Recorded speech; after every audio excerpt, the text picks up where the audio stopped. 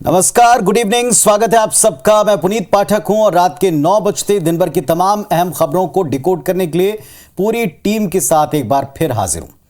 खबरें केवल उतनी नहीं साफ जितनी दिखती हैं, बल्कि हर खबर के पीछे की असल खबर आप तक पहुंचाने के लिए न्यूज को हम डिकोड करते हैं। शुरू करते हैं खबरों का महाबुलेटिन न्यूज डिकोड, खबर A to Z।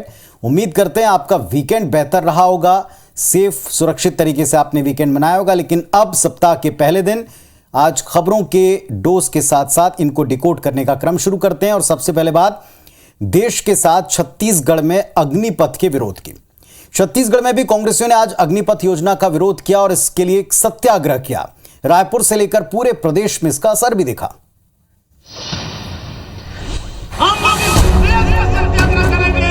देश के साथ साथ पूरे प्रदेश में आज अग्निपथ योजना और ईडी से पूछताछ के विरोध में कांग्रेसियों ने प्रदर्शन किया, तो छत्तीसगढ़ में भी पार्टी के मंत्री विधायक सड़क पर प्रदर्शन करते नजर आए। रायपुर पश्चिम विधानसभा क्षेत्र से कांग्रेसियों ने सुंदरकांड का पाठ किया।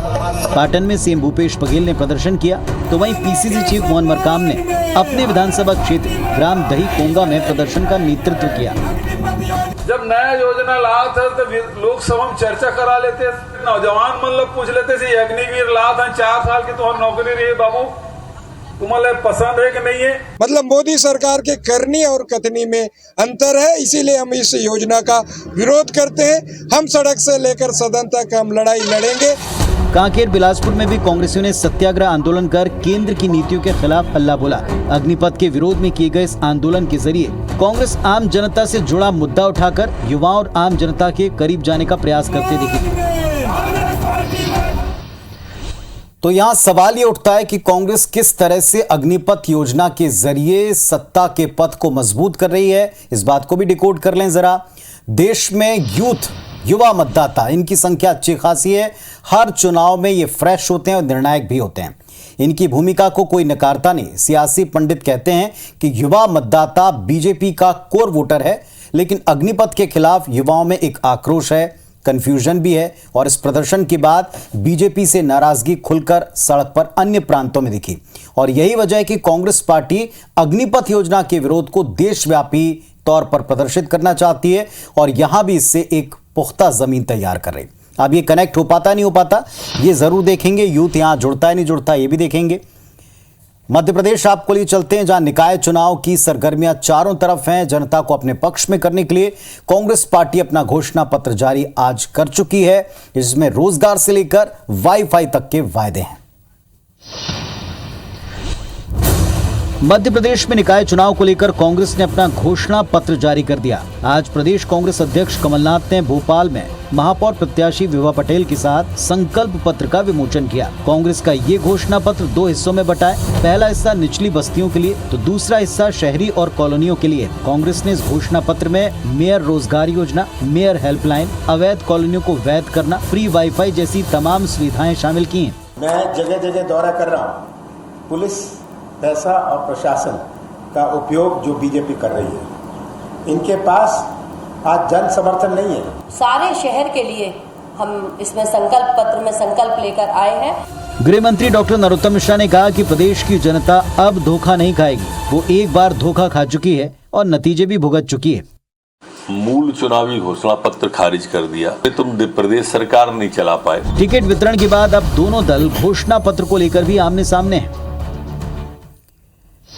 तो साहब, एमपी निकाय चुनाव को लेकर कांग्रेस अपना मैनिफेस्टो घोषणा पत्र जारी कर चुकी है और इस घोषणा पत्र को 2 हिस्सों में बांटा है, जिसमें पहला हिस्सा निचली बस्तियों के लिए है, तो दूसरा हिस्सा शहरी और कॉलोनी अर्बन, जिसको आप कह सकते हैं कोर अर्बन, उसके लिए। कांग्रेस के घोषणा पत्र में खास क्या बातें और इसके क्या मायने, जरा डिकोड कर लेते हैं। कांग्रेस ने अपने घोषणा पत्र में हर वर्ग का ध्यान रखा है और इसे आम लोगों से जोड़ने के लिए इसमें खास तौर पर मेयर रोजगार योजना, मेयर हेल्पलाइन, अवैध कॉलोनियों को वैध करने जैसे वो बिंदु हैं जो शहरी आबादी मांगती है, चाहती है। दिल्ली की तर्ज पर वाईफाई जैसी अन्य फैसिलिटीज को घोषणा पत्र में जगह दी गई ताकि यूथ कनेक्ट हो सके, आकर्षित होकर इन्हें वोट कर सके। अब ये कितना कामयाब होता ये देखा जाएगा, लेकिन इस वक्त कामयाब क्या ओवैसी हो पाएंगे, ये सवाल दोनों तरफ से उठ रहे हैं। एक्चुअली ओवैसी मध्य प्रदेश में दौरे पर आने वाले हैं प्रचार के लिए और सियासी अटकलें और बयानबाजी इसको लेकर तेज हैं। कांग्रेस और बीजेपी दोनों ने ओवैसी के दौरे पर अपनी अपनी तरह से तंज कसा है। एआईएमआईएम अध्यक्ष असदुद्दीन ओवैसी मध्य प्रदेश में अपने प्रत्याशियों का चुनाव प्रचार करने 2 दिनों के एमपी दौरे पर आ रहे हैं। ओवैसी के एमपी दौरे पर कांग्रेस और बीजेपी दोनों ने तंज कसा है। विवेक तनखा ने कहा कि ओवैसी सिर्फ कांग्रेस के कुछ वोट काटकर बीजेपी की मदद करते हैं, लेकिन उनकी ये चाल अब नहीं चलेगी। तनखा ने कहा कि जनता ओवैसी की सच्चाई जान चुकी है। उनका जो पूरा प्रयास रहता है कि कुछ वोट कांग्रेस के काटो जिससे कि बीजेपी जीत सके, लोग अब समझने लगे ये सब। इधर गृह मंत्री नरोत्तम मिश्रा ने कहा कि मध्य प्रदेश में ओवैसी का स्वागत है ओवैसी जी का। स्पष्ट रूप से मन बना चुकी है जनता भारतीय जनता पार्टी को जिताने का, अब चाहे ओवैसी आए चाहे केजरीवाल। ओवैसी के चुनाव प्रचार में कूदने से अब निकाय चुनाव की जंग और दिलचस्प हो रही है।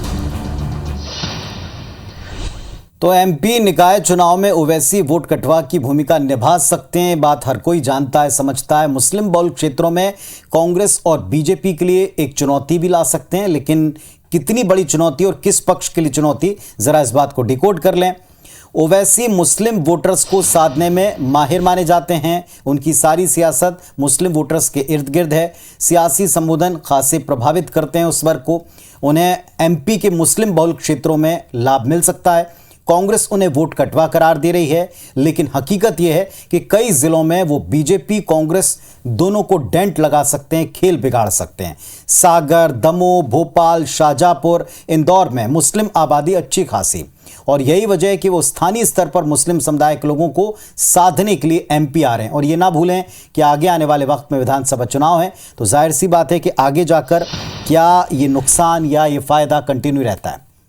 चलिए, वैसे 25 जून को एक और चुनाव हो चुके हैं, वो है पंचायत चुनाव।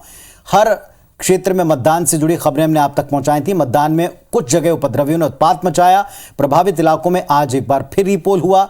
दमोह में 40 लोगों पर नामजद, तो ग्वालियर में 50 बदमाशों पर एफआईआर हुई।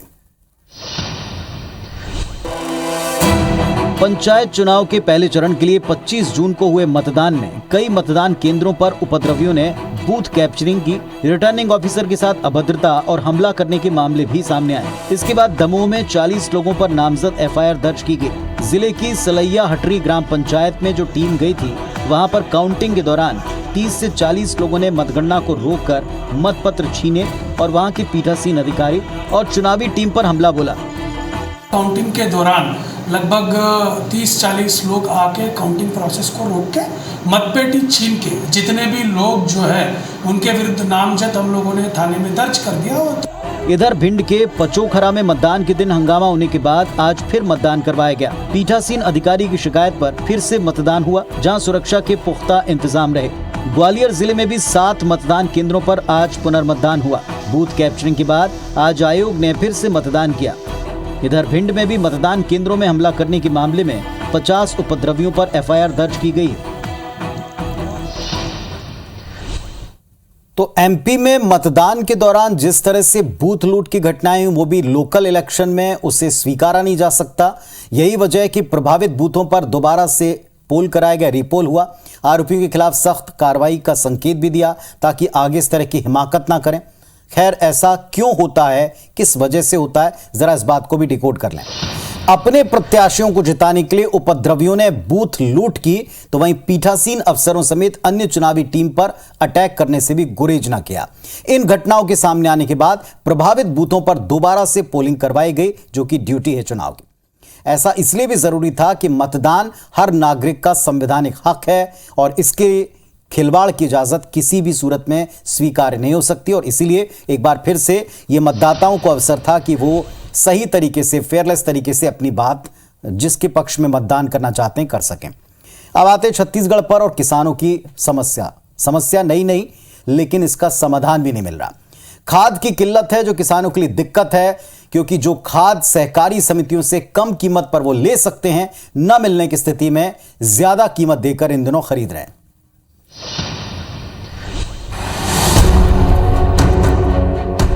बेमेतरा समेत पूरे प्रदेश में खाद की किल्लत से किसान परेशान हैं। उन्हें सहकारी समितियों से खाद नहीं मिल पा रहा। ऊपर से खरीफ की बुआई शुरू हो चुकी है। ऐसे में अगर सही समय पर खाद की आपूर्ति न की गई तो इसका असर खेती पर पड़ना तय है। यही कारण है कि अब लाचार किसान समिति में खाद आने का इंतजार न कर बाजार से महंगे दाम पर ही खाद ले रहे हैं। सोसाइटी में खाद मिलत नहीं है तो मजबूरी में मार्केट से खरीदने लगी, दुगना तिगना रेट में यही दिक्कत। खाद की मौजूदा समस्या को सूबे के कृषि मंत्री स्वीकारते हैं और इस समस्या के लिए केंद्र की मोदी सरकार को जिम्मेदार बता रहे हैं। खुद केंद्र सरकार सप्लाई प्लान तय करती है और पूरा फर्टिलाइजर छत्तीसगढ़ को नहीं भेज रही।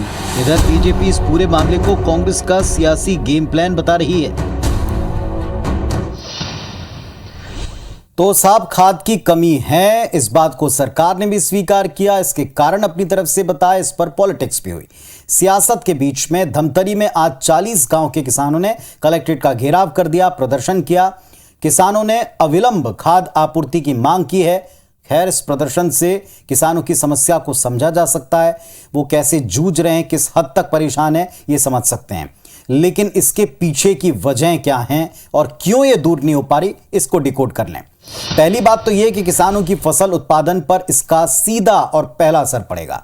उन पर अतिरिक्त बोझ बढ़ जाने से उनकी दिक्कतें बढ़ने वाली हैं और उनकी आजीविका इससे प्रभावित होगी, लाभ का अंश प्रभावित होगा, यानी अगले पूरे साल तक इसका असर उनको झेलना पड़ेगा और इसी वजह से वो दरअसल इतने चिंतित हैं। वैसे एक और बात है जो अगले साल तक प्रभावित करती, बल्कि कई सालों तक, वो है अगर आपका स्कूल खराब हो। खबर स्कूलों की बदहाली से जुड़ी है, आप भी देखिए। राजधानी रायपुर के साथ साथ गरियाबंद में सरकारी स्कूलों की क्या गत है दावों के बीच, देखिए।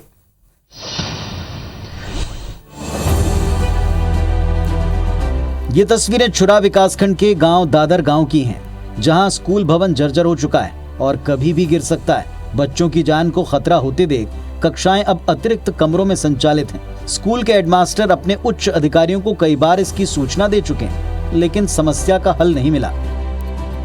तो सीपेज के कारण दीवार खराब हो चुका है ना, और वहाँ बैठने लायक है ही नहीं, पूरा उसका प्लास्टर भी गिर चुका है नीचे का। अब बात राजधानी के बोरिया खुर्द सरकारी स्कूल की, जहां मिडिल स्कूल में साल 2016 से बिजली ही नहीं है, जिसकी वजह से स्कूल में एक भी पंखा नहीं लगा। कमाल की बात यह कि स्कूल में कंप्यूटर लैब तो है, लेकिन उसका कोई उपयोग नहीं क्योंकि बिजली ही नहीं है। तो किसी सुदूर के गांव के सुदूर किसी स्कूल की बात नहीं कर रहे हैं। राजधानी में यह आलम है कि यहां कई सालों से स्कूल में बिजली नहीं है, लैब है, कंप्यूटर, लेकिन चल ही नहीं सकते क्योंकि इलेक्ट्रिसिटी नहीं है। अब सवाल ये उठता है, आखिर कुछ सालों में ये स्कूल के भवन जर्जर कैसे हो जाते हैं? भवन तो आपके हमारे घरों के भी हैं। स्कूल भवनों में बिजली जैसी फैसिलिटीज आखिर क्यों नहीं है? वो भी 1-2 साल 1-2 महीने से नहीं, कई सालों से क्यों नहीं? डिकोड करते हैं। पहली बात यह कि भवन निर्माण जो ठेकेदार करता है वो एक्चुअली घटिया निर्माण करता है। कई बार हम इसकी शिकायतें, इसकी तस्वीरें आपको भी दिखाते हैं। प्रशासनिक सहयोग इनको मिलता, संरक्षण इनको प्राप्त होता, नतीजा ये कुछ सालों बाद ये भवन जिनको बड़ी हम कहें प्रचार के साथ में लोगों तक समर्पित किया जाता है, वो कुछ सालों में जर्जर। दूसरी बात ये, उच्च अधिकारी निर्माण कार्यों को ठीक से मॉनिटर ही नहीं करते। ऐसा हो सकता है कि भवन बने, उसमें बिजली ना हो और किसी को पता ना चले। ये तभी हो सकता है जब इग्नोरेंस हो या जानबूझ करके आप उस तरफ से मुंह मोड़ लें। खामियाजा छोटे छोटे बच्चे भुगत रहे हैं, उनके एजुकेशन पर इसका असर पड़ेगा। जान हथेली पर रखकर तो बिना बिजली के हाथों से पंखा जलते वो स्कूल में अभी भी जा रहे हैं और पढ़ रहे हैं। अब जिम्मेदार कब तक इस तरफ ध्यान देंगे, देखना होगा। वैसे एक और बात है जिस तरफ जिम्मेदारों का ध्यान जाना चाहिए, खबर भिलाई से है। आपको यह खबर जरूर थोड़ी सी निराश कर सकती है। बीएसपी प्रबंधन सिविक सेंटर की चौपाटी को अब हटाने वाला है।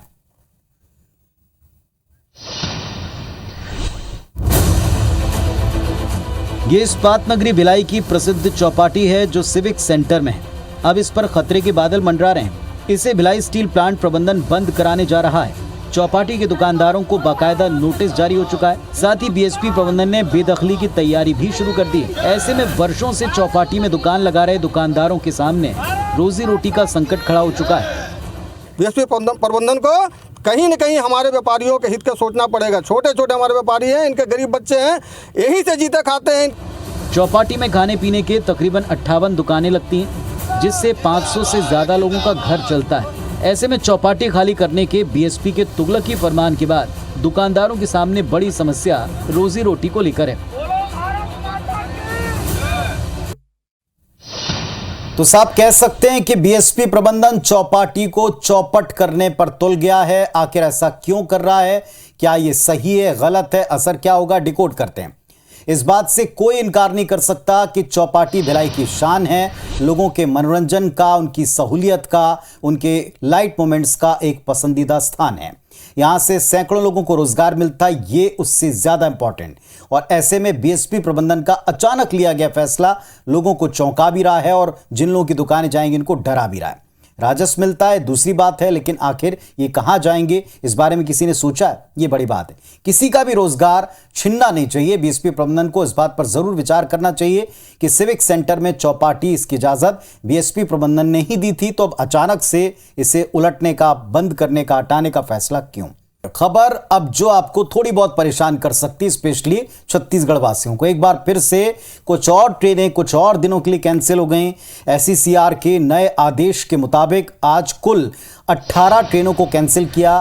कल से 28 जून से 1 जुलाई तक 18 ट्रेनें रद्द रहेंगी।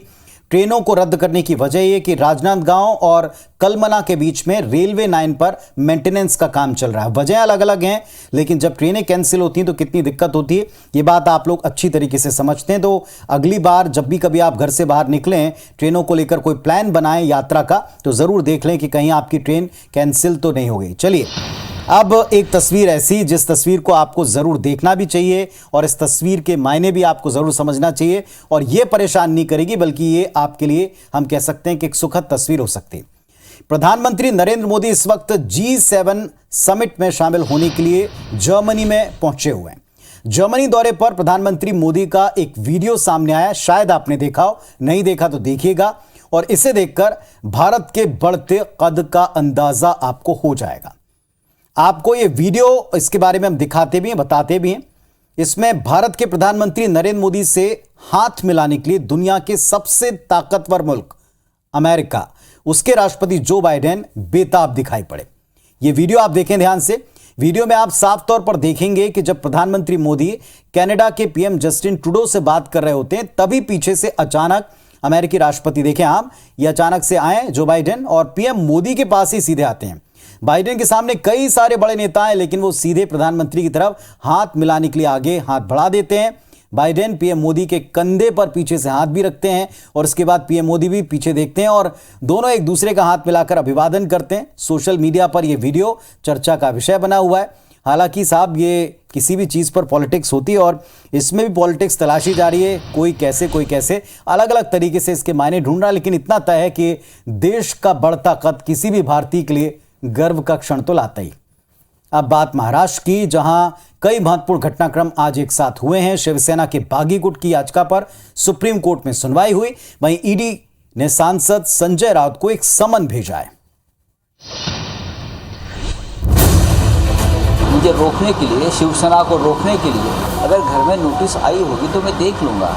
महाराष्ट्र में सियासी उठापटक झेल रही शिवसेना की मुश्किलें और बढ़ गई हैं। ईडी ने सांसद संजय राउत को समन भेजकर पूछताछ के लिए बुलाया है। राउत को ये नोटिस पात्रा चौल जमीन घोटाला मामले में जारी किया गया है। नोटिस के बाद राउत ने कहा कि वो मंगलवार को जांच एजेंसी के सामने पेश नहीं हो सकेंगे क्योंकि उन्हें एक मीटिंग में शामिल होना है। ईडी की इस कार्रवाई पर संजय राउत ने समन को साजिश करार देते हुए कहा कि भले उनकी हत्या कर दी जाए, लेकिन वो महाराष्ट्र के बागी विधायकों की तरह गुवाहाटी के रास्ते नहीं जाएंगे। मैं गुवाहाटी में जाने वाला नहीं। ये पूरा मामला 1034 करोड़ के पात्रा चौल जमीन घोटाले से जुड़ा है, जिसमें ईडी पहले प्रवीण राउत नाम के कारोबारी को गिरफ्तार कर चुकी है। इसके बाद से माना जा रहा था कि ईडी जल्दी संजय राउत पर शिकंजा कस सकती है।